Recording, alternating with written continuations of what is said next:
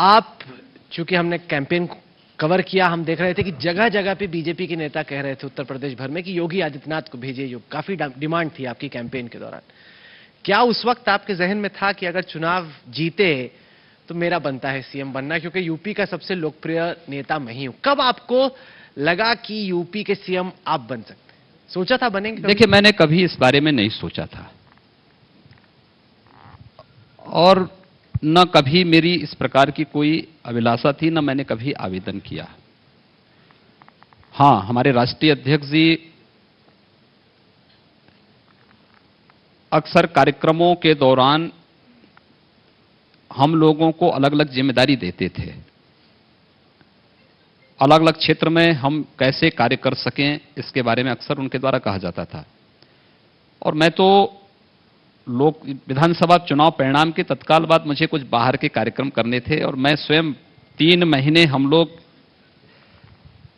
इतने व्यस्त थे कि एक बार इच्छा हुई कि भाई 1 सप्ताह के लिए हम लोगों को थोड़ा बाहर जाना चाहिए। और संजोग से मुझे वह अवसर मिला। हमारी विदेश मंत्री श्रीमती सुषमा स्वराज जी का फोन मेरे पास 4-5 मार्च के आसपास आया था।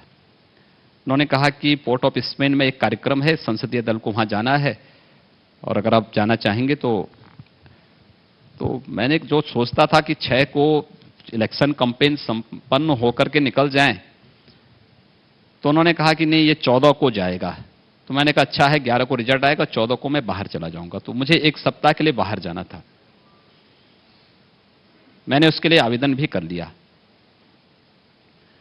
मेरा पासपोर्ट जमा हो गया था, लेकिन पीएमओ से वापस हो गया। 10 को जब पीएमओ से मेरा पासपोर्ट वापस हुआ तो विदेश मंत्रालय के एक अधिकारी ने मुझे अवगत कराया कि आपकी जगह दूसरे सांसद जाएंगे। तो मुझे थोड़ा निराशा हुई। मैंने कहा यार, पिछले 3 वर्ष से मुझे 3 बार अवसर मिले, लेकिन 2 बार तो मैंने स्वयं मना किया। अच्छा होता कि मैं स्वयं ही मना कर देता पहले। लेकिन जब मैं एयरपोर्ट, मुझे उसी दिन गोरखपुर आना था, मैं जब एयरपोर्ट पहुंचा तो हमारे विदेश मंत्री जी का फोन आया। कहा योगी जी, पीएमओ ने स्वयं मना किया है कि नहीं, प्रधानमंत्री जी का कहना है कि कल परिणाम आने वाले हैं और उनकी आवश्यकता यहां रहेगी, इसलिए उनको मत भेजिए, कोई दूसरे को भेजिए। तो मैं गोरखपुर चला आया। होली के दिन गोरखपुर में अनेक कार्यक्रम होते हैं, उन कार्यक्रमों में मेरी सहभागिता होती है।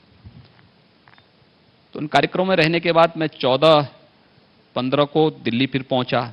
बीजेपी संसदीय दल की बैठक में, इलेक्शन के तत्काल परिणाम के बाद मैं किसी भी नेता से मिला नहीं था, लेकिन संसदीय दल की बैठक में अपने राष्ट्रीय अध्यक्ष आदरणीय अमित शाह जी से मेरी मुलाकात हुई। तो उन्होंने कहा कि आप दिल्ली में हैं? मैंने कहा हाँ, मैं दिल्ली में हूं। तो उन्होंने कहा कि कैसे आपसे मुलाकात, तो आप कब आ सकते हैं? मैंने कहा आप जब बताएं।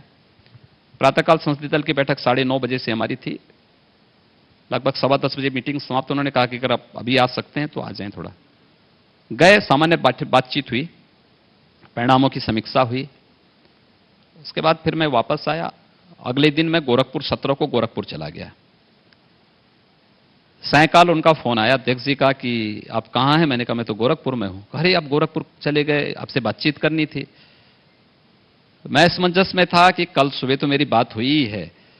तो मैंने कहा अध्यक्ष जी, फोन पे आप बता दीजिए क्या होता। उन्होंने कहा नहीं, आप दिल्ली आइए। मैंने कहा दिल्ली? इस समय तो न यहां से कोई फ्लाइट है, न कोई ट्रेन है। अध्यक्ष जी ने कहा कि ठीक है, आप वहां रहिए, कल सुबह मैं एक चार्टर्ड भेज रहा हूं, आप उससे आ जाइए।